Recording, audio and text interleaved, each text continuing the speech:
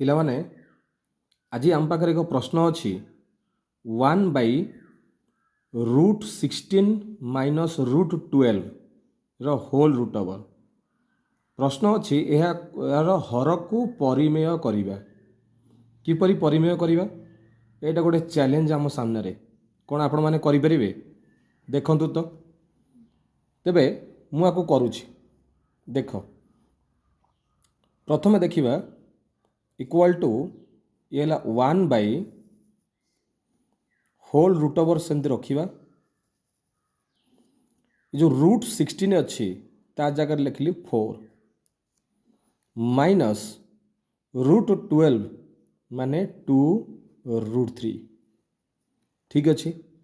କାହିଁକି ନା 12 ଯିଏ ସେ ହେଉଛି 4 ଗୁଣନ 3। ଯଦି 12ର ରୁଟ୍ ଓଭର ରହେ ତାମାନେ 4 ଗୁଣନ 3ର ରୁଟ୍ ଓଭର ଯିଏକି 2√3। ଠିକ୍ ଅଛି।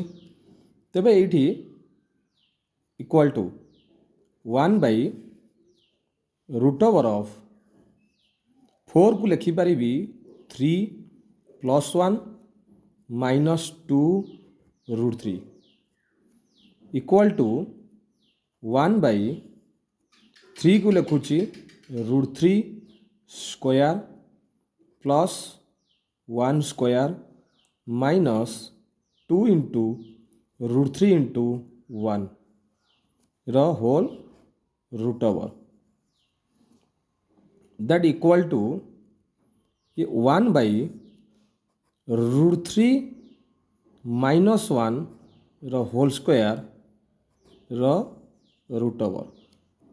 that equal to ଆମ ପାଖରେ ହେଇଗଲା 1/√3 minus 1। କ'ଣ ବର୍ତ୍ତମାନ ସୁଦ୍ଧା ଏହାର ହରଟା ପରିମେୟ ହେଇଛି କି?